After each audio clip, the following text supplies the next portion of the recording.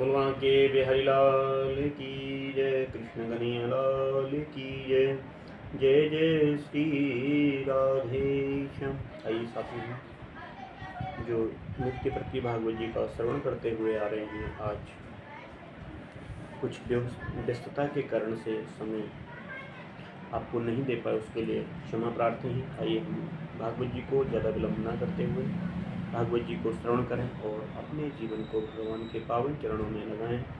हरि ओम ध्येयं सदा परिभवग्नमभीष्टदोहं तीर्थास्पदं शिवविरिञ्चनतं शरण्यं भरत्यार्तिहं प्रणतपालभवाब्धिपोतं वन्दे महापुरुषते चरणारविन्दं।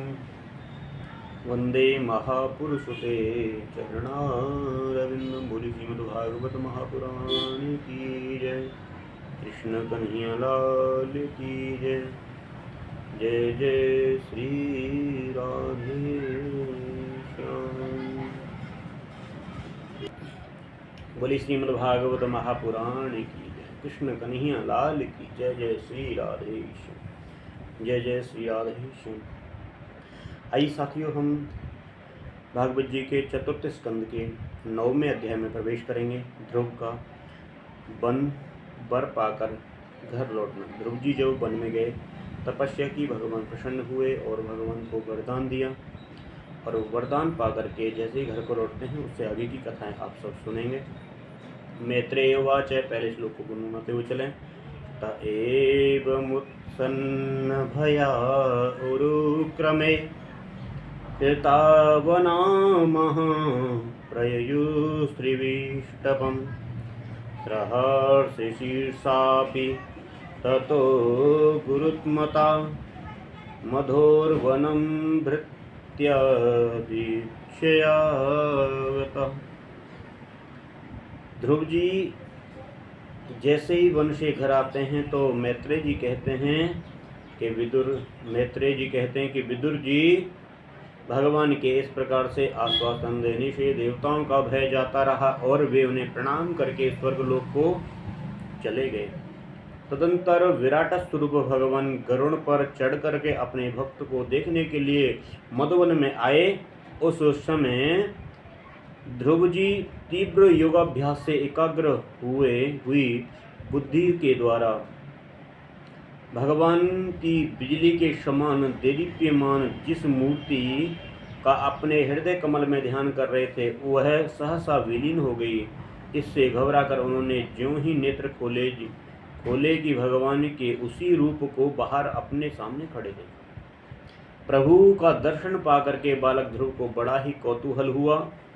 वे प्रेम में अधीन हो गए। उन्होंने पृथ्वी पर दंड के समान लेट करके उन्हें साष्टांग दंडवत किया, प्रणाम किया। फिर वे इस प्रकार से प्रेम भरी दृष्टि से उनकी ओर देखने लगे मानो नेत्रों से उन्हें पी जाएंगे, मुख से चूम लेंगे और भुजाओं में कस लेंगे।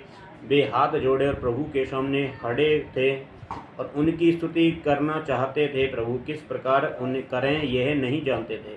सर्वांतर्यामी हरि उनके मन की बात जान गए थे। उन्होंने कृपा पूर्वक अपने वेदमय शंख को उनके गाल में से छुआ दिया और ध्रुव जी भविष्य में अविचल पद प्राप्त करने वाले थे। इस प्रकार से शंख का स्पर्श होते ही उन्हें वेदमयी द्रव्य दृष्टि प्राप्त हो गई और जीव तथा ब्रह्म के ब्रह्म स्वरूप भी निश्चय हो गया। वे अत्यंत भक्तिभाव से धैर्य पूर्वक विश्व विख्यात कीर्तिमान श्री हरि की स्तुति करने लगे।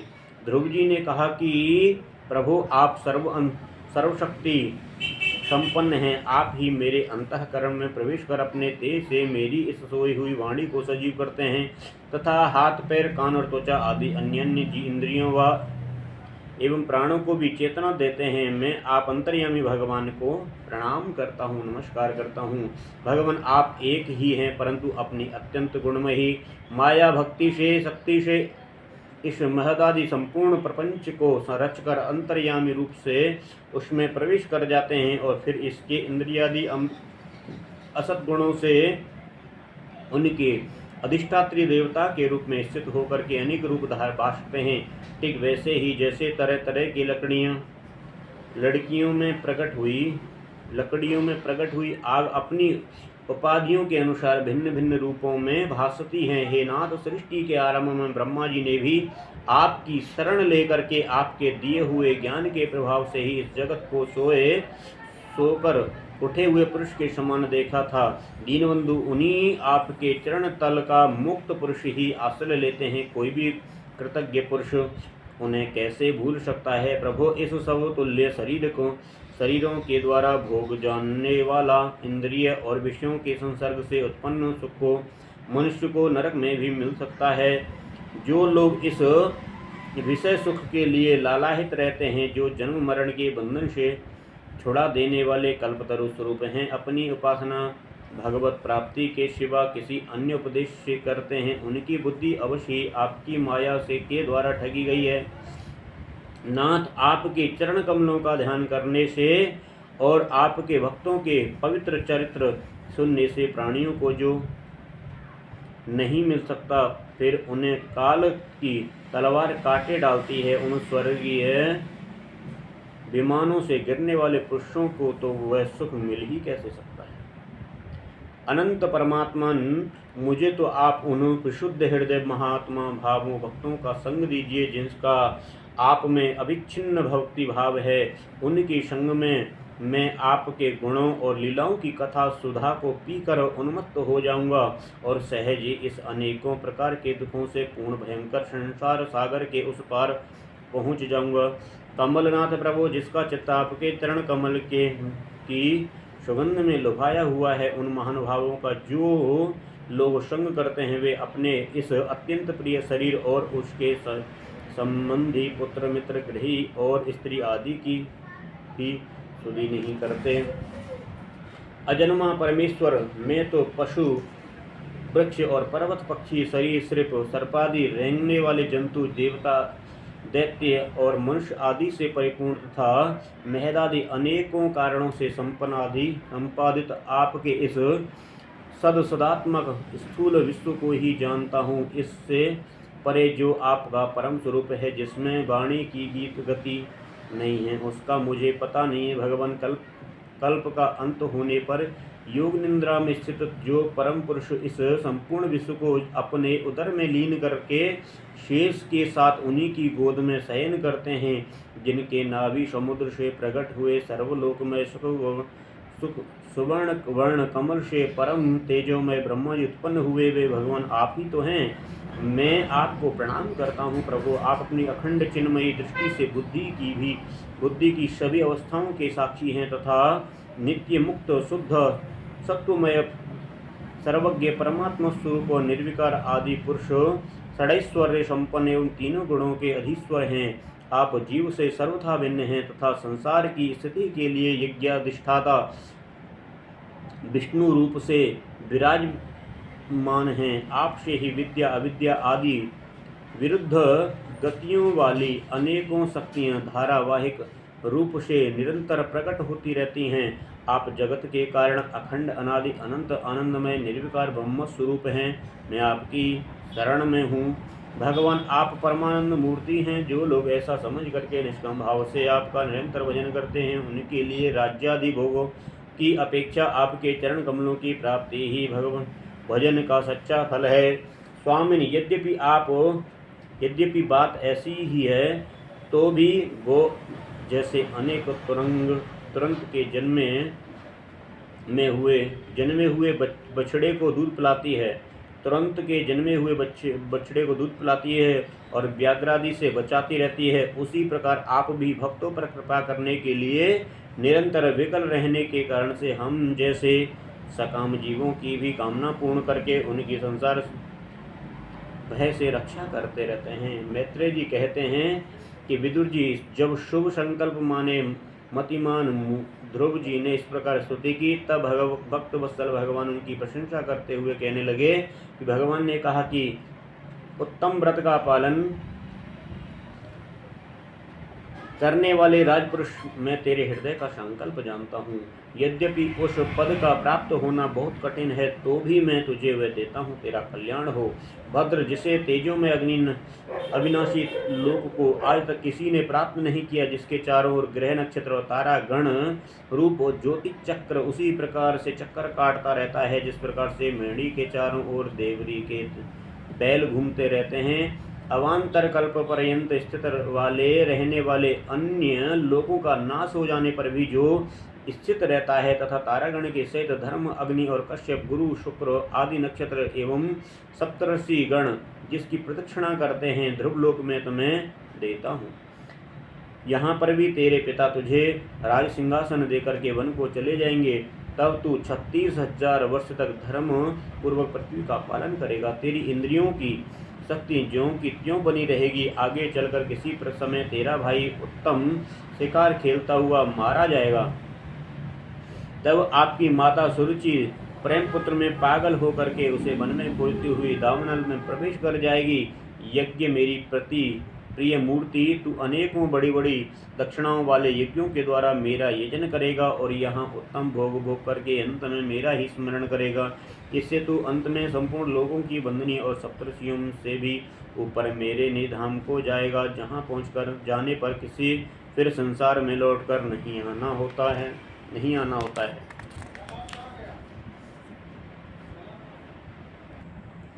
तो इस प्रकार से जब भगवान आशीर्वाद दे रहे हैं ध्रुव जी को कि बेटा ध्रुव, जो आपकी माता है, माता सुरुचि अपने पुत्र प्रेम में पागल होकर के उसे वन में खोजती हुई दावानल अग्नि में प्रवेश कर जाएगी, और क्योंकि तू समस्त सुखों को भोगेगा और अंत में मेरा ही स्मरण करेगा, इससे तू अंत में संपूर्ण लोगों के वंदनीय और सप्तर्षियों से भी ऊपर मेरे निधाम को जाएगा, जहाँ पहुँचकर जाने पर फिर संसार में लौट कर नहीं आता। और मैत्रेय जी कहते हैं कि बालक ध्रुव से इस प्रकार पूजित हो और उसे अपना पद प्रदान कर भगवान श्री गरुड़ ध्वज अब उसके देखते देखते अपने लोक को चले जाते हैं। प्रभु की चरण से सेवा से संकल्पित वस्तु प्राप्त हो जाने के कारण से यद्यपि ध्रुव जी का संकल्प तो निवृत्त हो गया, किंतु उसका चित्त विशेष प्रसन्न नहीं हुआ। फिर वे जो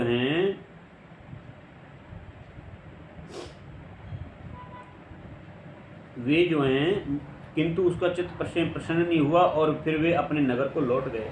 विदुर जी ने पूछा कि ब्रह्मन मायापति ब्रह्महरि परम पद तो अत्यंत दुर्लभ है, मिलता भी उन्हीं के चरण कमलों की उपासना से ही है। ध्रुव जी भी सारा संसार का पूर्ण विवेक रखते थे, फिर एक ही जन्म में उस परम पद को पा लेने पर भी उन्होंने अपने को अकृतार्थ क्यों समझा। मैत्रेय जी कहते हैं कि ध्रुव जी का हृदय अपनी सौतेली माता के वाग्बाणों से विद्ध था तथा वर मांगने के समय उन्हें उनका स्मरण बना हुआ था, इसी से उन्होंने मुक्तिदाता हरि से मुक्ति नहीं मांगी। जब भगवत दर्शन से वह मनोमालिन्य दूर हो गया तो उन्हें अपनी इस भूल के लिए पश्चाताप हुआ। ध्रुव जी मनी मन कहने लगे, अहो सनकादि ऊर्ध्वरेता नैष्टिक ब्रह्मचारी सिद्ध भी, जिन्हें समाधि द्वारा अनेकों जन्मों से प्राप्त कर पाते हैं, उन भगवत चरणों की छाया को मैं 6 महीने में ही प्राप्त किया, किंतु चित्त में दूसरी वासना रहने के कारण से मैं फिर उनसे दूर हो गया। अहो मुझ मंदभागी की मूर्खता तो देखो, मैंने संसार पाश को काटने वाले प्रभु के पाद पद्मों में पहुंच करके भी उनके नाशवान वस्तु की ही याचना की। देवताओं को स्वर्ग भोग के पश्चात फिर नीचे गिरना होता है, इसलिए वे मेरी भगवत प्राप्ति रूप उच्च स्थिति का सहन नहीं कर सके, अतः उन्होंने ही मेरी बुद्धि को नष्ट कर दिया। तभी तो मुझ दुष्ट ने नारद जी की यथार्थ बात भी स्वीकार नहीं की। यद्यपि संसार में आत्मा के सिवा कोई दूसरा नहीं है, तथापि सोया हुआ मनुष्य जैसे स्वप्न में अपने ही कल्पना किए हुए व्याघ्र आदि से डरता है, उसी प्रकार मैंने भी भगवान की माया से मोहित होकर के भाई को ही शत्रु मान लिया और व्यर्थ ही द्वेष रूप हार्दिक रोग से जलने लगा, जिन्हें प्रसन्न करना अत्यंत कठिन है। उन्हीं विश्वात्मा हरि को तपस्या द्वारा प्रसन्न करके मैंने जो कुछ मांगा वह सब व्यर्थ ही है। ठीक उसी तरह जैसे गतायु पुरुष के लिए चिकित्सा व्यर्थ होती है, ओ मैं बड़ा भाग्यहीन हूँ। क्यों? क्योंकि संसार बंधन का नाश करने वाले प्रभु से मैंने संसार ही मांगा। मैं बड़ा ही पुण्यहीन हूँ। जिस प्रकार से कोई कंगला किसी चक्रवर्ती सम्राट को प्रसन्न करके उससे तुच्छ सहित चावलों की कनी मांगे, उसी प्रकार मैंने भी आत्मानंद प्रदान करने वाले श्री हरि से मूर्तावश व्यर्थ का अभिमान बढ़ाने वाले उच्च पदादि ही मांगे हैं। मैत्रेय जी कहते हैं कि तात तुम्हारी तरह जो लोग मुकुंद पदारविंद मकरंद के ही मधुर कर हैं, जो निरंतर प्रभु की चरण रज का ही सेवन करते हैं और जिसका मन अपने आप आई हुई सभी परिस्थितियों से संतुष्ट रहता है, वे भगवान से उनकी सेवा के सिवा अपने लिए और कोई भी पदार्थ नहीं मांगते। इधर जब राजा उत्तानपाद ने सुना कि उनका पुत्र ध्रुव घर लौट रहा है, तो उन्हें इस बात पर वैसे ही विश्वास नहीं हुआ जैसे कोई किसी के यम लोक से लौटने की बात पर विश्वास न करे। उन्होंने ये सोचा कि मुझ अभागे का ऐसा भाग्य कहाँ, परंतु फिर उन्हें देवर्षि नारद की बात याद आ गई।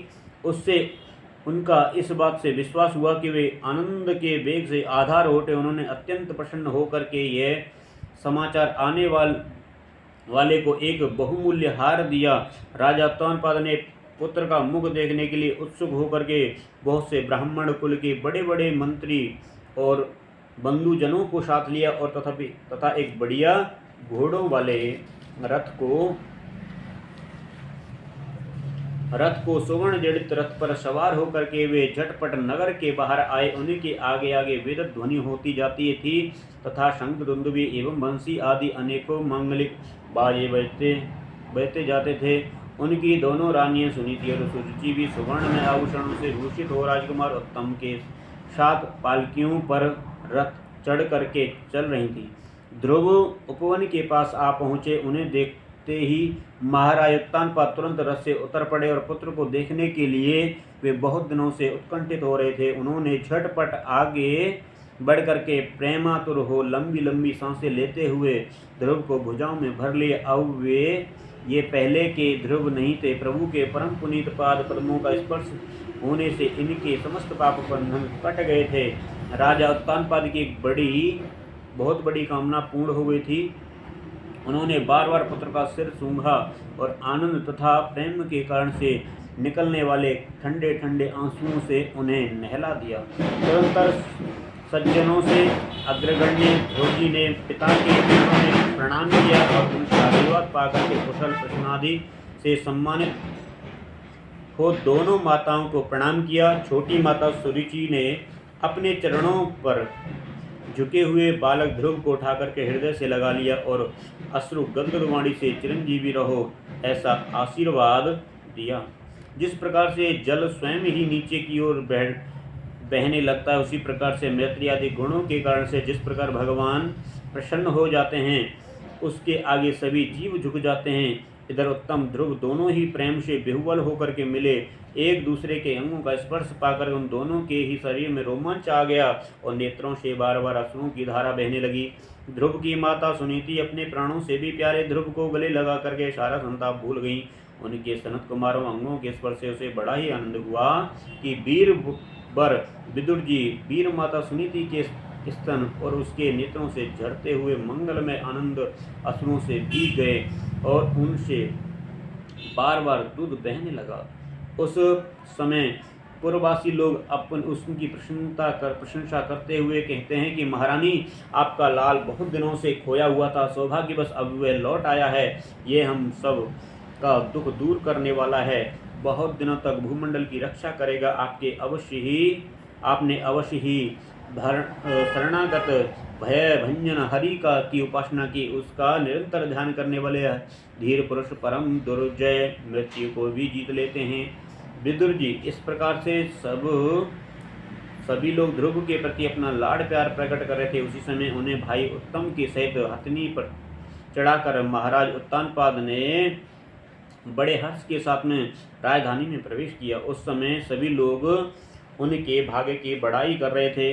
नगर में जहाँ तहाँ मगर के आकार के सुंदर दरवाजे बनाए गए थे तथा फल फूलों से गुणों से आच्छादित केले के खम्भे और सुपारी के पौधे सजाए गए थे। द्वार द्वार पर दीपक के सहित जल के कलश रखे हुए थे और आम के वस्त्रों और पुष्पमालाओं तथा मोती की लड़ियों से सुसज्जित थे। जिन अनेकों परकोटों, फाटकों और महलों से नगरी सुशोभित थी तथा उन सब को स्वर्ण की सामग्रियों से सजाया गया था तथा उनके कंगूरे विमानों के शिखरों के समान चमक रहे थे। नगर के चौक गलियों, अटारियों और सड़कों को झाड़ बुहार कर उन पर चंदन का छिड़काव किया गया था। जहाँ तहाँ खील, चावल, पुष्प, फल जो अन्य मांगलिक उपहार सामग्रियाँ सजी हुई थी। ध्रुव जी राजमार्ग से जा रहे थे। उस समय जहाँ तहाँ नगर की शीलवती सुंदरियाँ उन्हें देखने को एकत्रित हो गई थी। उन्होंने वात्सल्य भाव से अनेकों शुभ आशीर्वाद देते हुए उन पर सफ़ेद सरसों, अक्षत, दही, जल, दूर्वा और पुष्प फलों की वर्षा की। इस प्रकार से उनके मनोहर गीत सुनते हुए ध्रुव जी अपने पिता के महल में प्रवेश किए और वह श्रेष्ठ भवन महामूल्य मणियों की लड़ियों से सुसज्जित था। उसमें अपने पिता के लाड प्यार का सुख भोगते हुए वे इसी प्रकार से आनंद पूर्वक रहने लगे जैसे स्वर्ग में देवता लोग रहते हैं। यहाँ दूध के फैन के समान सफ़ेद और कोमल शैयाएं, हाथी के दांत के पलंग, सुनहरी कामदार पर्दे, बहुमूल्य आसन, बहुत सा सोने का सामान और उसकी स्फटिक और मरकत मणि पन्ने की दीवारों में रत्नों की बनी हुई स्त्री मूर्तियों पर भी रखे हुए मणिमय दीप जगमगा रहे थे। उस महल के चारों ओर अनेक जाति के दिव्य वृक्षों से सुशोभित उद्यान थे जिसमें नर और मादा पक्षियों का कलरव तथा मत वाले भोरों का गुंजार होता रहता था। उन बगीचों में वैदूर्य मणि पुखराय की सीढ़ियों से सुशोभित बावलियां थीं जिसमें लाल, नीले और सफेद रंग के कमल खिल रहे थे तथा हंस, कारंडव, चकवा और सारस आदि पक्षी कीड़ा कर रहे थे। राजर्षि उत्तानपाद अपने पुत्र के अति अद्भुत प्रभाव की बात देवर्षि नारद से पहले ही सुन रखी थी। अब उसे प्रत्यक्ष वैसा ही देख करके बड़ा आश्चर्य हुआ। पर यह देख करके वे ध्रुव तरुण अवस्था को प्राप्त हो गए थे। अमात्य वर्ग उन्हें आदर की पुष्टि से देखते हैं तथा प्रजा का भी उन पर अनुराग है। उन्होंने उन्हें निखिल भूमंडल के राज्य पर अभिषिक्त कर दिया और आप वृद्धावस्था आई जान करके आत्मस्वरूप का चिंतन करते हुए संसार से विरक्त होकर के वन को चले गए। इस प्रकार से ध्रुव जी की पूरी कथा आप सबने श्रवण की। आइए इस कथा को विश्राम करें। इति श्रीमद्भागवते महापुराणे पारमहंस्यां चतुर्थस्कन्धे ध्रुव राज्य अभिषेक वर्णनम नाम नवमोऽध्याय। हरे कृष्ण कृष्ण कृष्ण हरे हरे, हरे राम राम राम हरे। गुरु बांके बिहारी लाल की जय। श्रीमद्भागवत महापुराण की जय। जय जय श्री राधे।